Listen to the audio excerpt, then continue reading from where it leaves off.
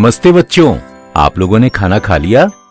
हाँ सर। आज तो हम सब अलग अलग स्वाद के भोजन लाए थे। कुछ खट्टे, कुछ मीठे, कुछ नमकीन और कुछ कड़वे। बच्चों, क्या आप सभी जानते हैं कि विभिन्न खाद्य पदार्थों का स्वाद अलग अलग होता है, क्योंकि ज्यादातर खाद्य पदार्थों में अम्ल, क्षारक और लवण होते हैं। अम्लीय? मैंने सुना कि अम्ल खतरनाक होते हैं। मुझे लता कल ही बता रही थी। अरे नहीं, सभी अम्ल खतरनाक नहीं होते हैं। ममता, उन खाद्य पदार्थों की सूची बनाओ जो तुम ज्यादातर खाते हो और जिनमें खटास है। इमली की चटनी, नारंगी, इमली, दही, समोसे, अमरूद, सेब और बस, क्या तुम लोगों को पता है कि इन सभी खाद्य पदार्थों में अम्ल होता है, जिसके कारण इनमें खटास आती है? हमारे खाद्य पदार्थों में अम्ल? हाँ, ये सभी प्राकृतिक अम्ल हैं। जब तुम खाना खाते हो तो क्या होता है? यह पच जाता है। हाँ, हमारा शरीर भी कुछ अम्ल का उत्पादन करता है और ये भोजन के पाचन में मदद करते हैं। अच्छा, तो कुछ अच्छे प्राकृतिक अम्ल भी होते हैं। हाँ बच्चों, जो अम्ल हमारे स्कूल के प्रयोगशाला में हैं, वे बहुत शक्तिशाली और खतरनाक हैं और उन्हें सावधानी से इस्तेमाल करने की जरूरत है। इनमें अम्ल की मात्रा ज्यादा होती है और पानी की मात्रा कम। सर, मेरे पिताजी को कल बहुत पेट दर्द था। जब हम डॉक्टर के पास गए तो उन्होंने कहा कि मेरे पिताजी को एसिडिटी हुई है। कुछ दवाई दी उन्होंने और बोला कि कुछ एंटासिड है।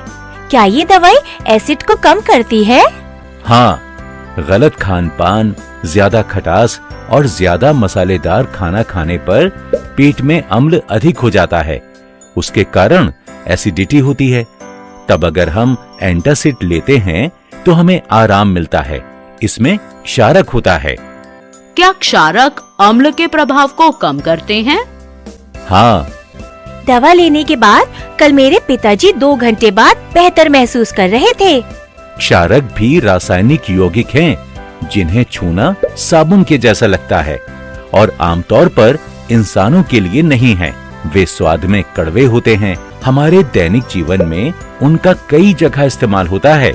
इनमें हाइड्रोक्साइड आयन ज्यादा होते हैं। अम्ल में हाइड्रोजन आयन ज्यादा होते हैं। सर, थोड़ा और विस्तार से समझाइए। जब अम्ल पानी में घुल जाता है तो यह हाइड्रोजन आयन छोड़ता है। अम्लों में हाइड्रोजन होता है। उदाहरण के लिए HCl यानी हाइड्रोक्लोरिक अम्ल, HNO3 यानी नाइट्रिक अम्ल, H2SO4 यानी सल्फ्यूरिक अम्ल।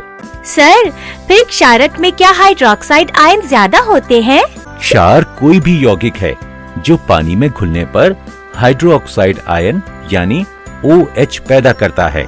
उदाहरण सोडियम हाइड्रोक्साइड यानी NaOH, मैग्नीशियम हाइड्रोक्साइड यानी MgOH और पोटेशियम हाइड्रोक्साइड यानी KOH।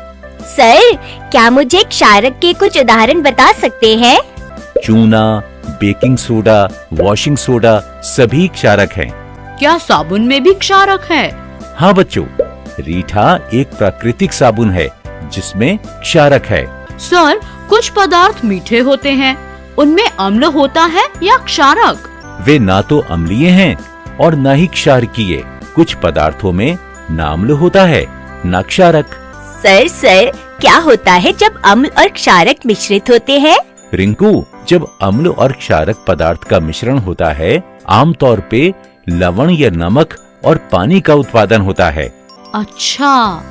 हाँ बच्चों, जो नमक हम इस्तेमाल करते हैं वहाँ हाइड्रोक्लोरिक एसिड और सोडियम हाइड्रोक्साइड को मिलाने से बनता है। अच्छा।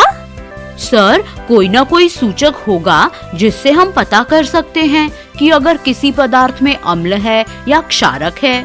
हर पदार्थ को हम चखकर निर्धारित नहीं कर सकते हैं कि उसमें अम्ल या क्षारक है। अभी समय हो गया है, इसके बारे में कल बात करेंगे। बच्चों, कल आप सभी घर से या तो हल्दी, गुड़हल के फूल या प्याज ले आइएगा। नमस्ते बच्चों, कल मैंने आप लोगों को अम्ल और क्षारक के बारे में बताया था। आज आप हमें इन दोनों के सूचक के बारे में बताएंगे ना सर? हाँ बच्चों, क्योंकि हम सभी पदार्थों को चख नहीं सकते, तो सूचकों की मदद से हम अम्ल और क्षारक का पता लगा सकते हैं। सर, मैं गुड़हल के फूल लाई हूँ। आपने हमें इन सभी को लाने के लिए क्यों कहा था? हल्दी, गुड़हल के फूल, लाल पत्ता गोभी, ये सब प्राकृतिक सूचक हैं। अच्छा, सूचक हमारी क्या मदद करते हैं? कोई चीज अम्लीय है या क्षारकीय है, सूचकों की मदद से हम पता लगा सकते हैं। सूचक दो प्रकार के होते हैं, प्राकृतिक और संश्लेषित। संश्लेषित सूचकों को इंसान लैब में बनाता है। सर, मैं भी हैरान हूँ कि ये सांकेतिक कैसे हो सकते हैं। सिर्फ यही नहीं, कई चीजें ऐसी होती हैं जो कि सांकेतिक हो सकती हैं। आप हैरान होंगे जान के कि प्याज, लहसुन भी सांकेतिक हैं। अरे वाह, घर की रसोई में ही कितने सारे प्राकृतिक सूचक मिल गए।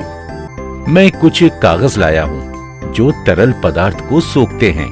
इस कक्षा को मैं दो समूहों में विभाजित करूंगा।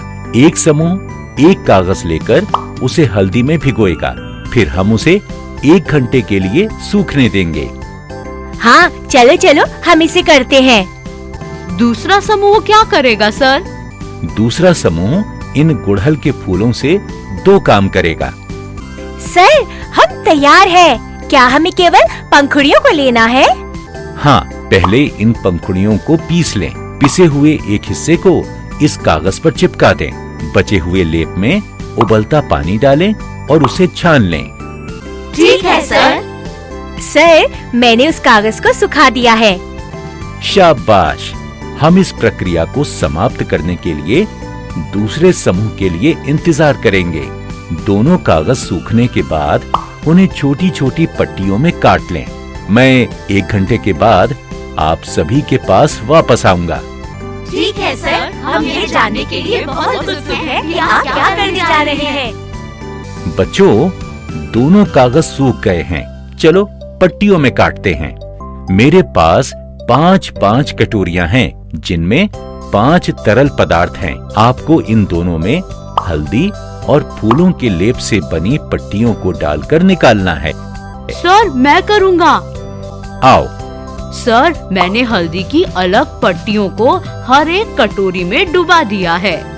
हाँ, अब इन पट्टियों को बाहर निकाल कर रखो। ठीक है सर। लता, क्या तुम बता सकती हो कि क्या हुआ है? हाँ सर, हल्दी की पट्टी 2 कटोरियों में डुबाने के बाद लाल हो गई और बाकी तीनों में कोई प्रतिक्रिया नहीं हुई है। क्या आपको समझ आया दोस्तों कि ऐसा क्यों हुआ? सर, क्या मैं फूल के लेप से बनी पट्टी को डुबा सकती हूँ? हाँ, आ जाओ। सर, 3 कटोरियों में डुबाने के बाद 3 पट्टियों में मैजेंटा लाल रंग दिखाई दे रहा है और 2 पट्टियाँ हरी हो गई हैं। अच्छा, आप में से एक इन कटोरियों में फूल के घोल की 2 बूंदें डालो। आप क्या देखते हैं? वाह, 2 कटोरियों का तरल पदार्थ हरा और 3 का लाल हो गया है। अच्छा, इससे यह निष्कर्ष निकाला जा सकता है कि हल्दी की पट्टी ने क्षारक को लाल रंग में बदल दिया और अम्लीय घोल में कोई प्रतिक्रिया नहीं हुई। सर, क्या हल्दी के संपर्क में आने पर सभी क्षारक लाल हो जाते हैं? हाँ, और हल्दी अम्ल से कोई प्रतिक्रिया नहीं करती है। यही कारण है कि हल्दी की पट्टी ने रंग नहीं बदला जब वह अम्ल के संपर्क में आई। ओह, अब मुझे पता चला कि कल जब मैंने मेरे रुमाल को साबुन से धोया तो वह लाल क्यों हो गया। हल्दी ने साबुन को लाल बना दिया। अच्छा अवलोकन है। बच्चों, आमतौर पर इस्तेमाल किया जाने वाला सूचक लिटमस पेपर है। यह लाइकेन से लिया जाता है। यह एक प्राकृतिक सूचक है। सर, ये जो लाल और नीली पट्टी है, क्या यह लिटमस पेपर है? हाँ बच्चों, मैंने 2 कटोरियां ली हैं और इनमें 2 तरल पदार्थों को डाला है। सर, क्या मैं आकर इन लिटमस कागजों को इन कटोरियों में डालकर देखूं कि क्या होगा? आओ। सर, जब मैंने लाल लिटमस पेपर को एक घोल में डुबाया तो उसका कोई असर नहीं हुआ। जब मैंने उसे दूसरे घोल में डुबाया तो वह नीला हो गया। नीले लिटमस पेपर का क्या हुआ? इसका विपरीत प्रभाव है, जबकि एक तरल पदार्थ में डालने से कोई प्रभाव नहीं है और दूसरे में लाल रंग में बदल गया। जैसा कि मैंने आपको पहले भी बताया था कि यह कागज लाइकेन नामक कार्बनिक पदार्थ से बना है। जब लाल लिटमस कागज को अम्लीय घोल में डुबाते हैं तो उसमें कोई असर नहीं दिखता है, लेकिन क्षार में डुबाने से वह नीला हो जाता है। सर, मुझे अब पता लग गया कि जब नीले रंग के लिटमस पेपर को क्षार में डालते हैं तो उसका कोई असर क्यों नहीं दिखता, लेकिन अम्ल के घोल में यह लाल हो जाता है। हाँ, अब आप सब लोगों को पता चल गया है कि इन दोनों में से अम्लीय घोल कौन सा है और क्षारकीय घोल कौन सा। हाँ सर, धन्यवाद। सर, क्या आप इस प्रक्रिया को समझा सकते हैं जब अम्ल और क्षार दोनों मिलते हैं? वह मैं कल की कक्षा में समझाऊंगा। उदासीनीकरण अभिक्रिया के बारे में जानना है। फुटबॉल खेलने का मजा ही कुछ और है। हाँ हाँ, चलो गेंद पास करो। आ, आ, आ, आ। दिखाओ क्या हुआ? अरे, लगता है कि तुम्हें मधुमक्खी ने काटा है। चलो मास्टर जी के पास। राजू, मोहन, रमा, रिंकू को मधुमक्खी ने काटा है। मैं रिंकू को सर के पास ले जा रही हूँ। सर, रिंकू को मधुमक्खी ने काटा है। ओहो, रिंकू तुम रोना नहीं, मैं तुरंत घाव पर बेकिंग सोडा लगा दूंगा। सीता, तुम सिर्फ उसका हाथ पकड़ लो। सर, आप क्या कर रहे हैं? यह बेकिंग सोडा और पानी का लेप है। रिंकू, अपना हाथ दिखाओ, इससे तुरंत आराम मिलेगा। सर, मैं अब थोड़ी ठीक हूँ।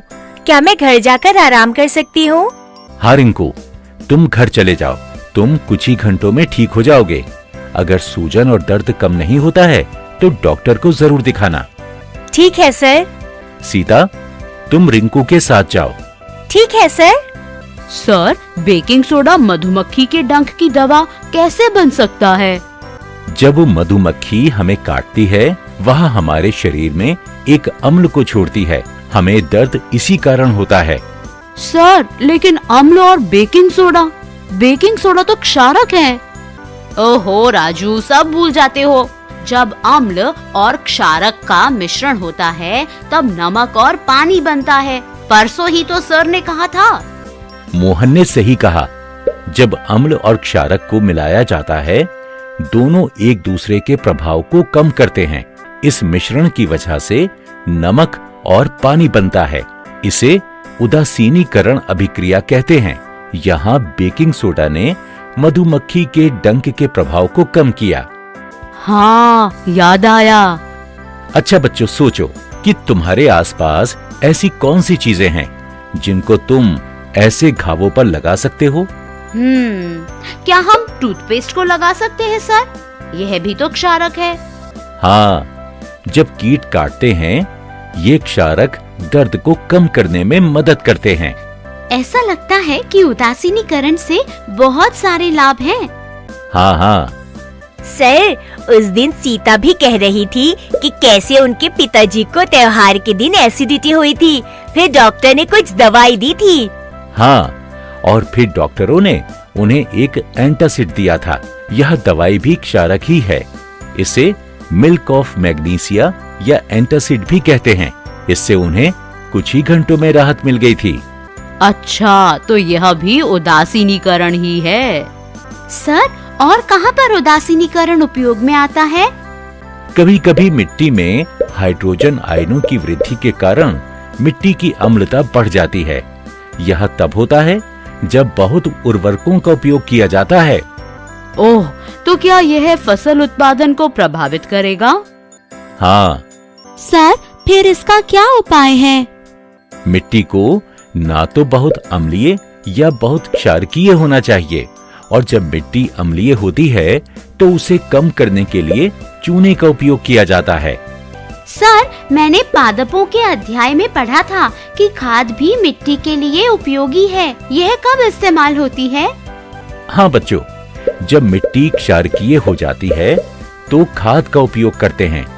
जब खाद डाली जाती है तो उसमें रहने वाले जीव मिट्टी को अम्लीय बनाते हैं। इससे मिट्टी फसलों के लिए उपजाऊ बन जाती है। सर, यह तो हमने अपशिष्ट जल के पाठ में भी पढ़ा था। हाँ, हमने पढ़ा था कि कारखानों के अपशिष्ट पदार्थ में अम्लीय पदार्थ मिले हुए होते हैं। शाबाश! यह जब सीधे जलाशयों में बहने दिए जाते हैं तो पानी के जीव जंतुओं को अम्ल नष्ट कर सकता है। काफी जीव मर भी जाते हैं और पानी प्रदूषित हो जाता है। फिर क्या पानी में क्षारक मिलाया जाता है? हाँ, इसीलिए कारखानों का अपशिष्ट जलाशयों में मिलाने से पहले क्षारकीय पदार्थ मिलाकर उसे उदासीन किया जाता है। आमतौर पर ढला हुआ चूना मिलाया जाता है। धन्यवाद सर, हमें उदासीनीकरण के बारे में जानकारी देने के लिए। धन्यवाद बच्चों।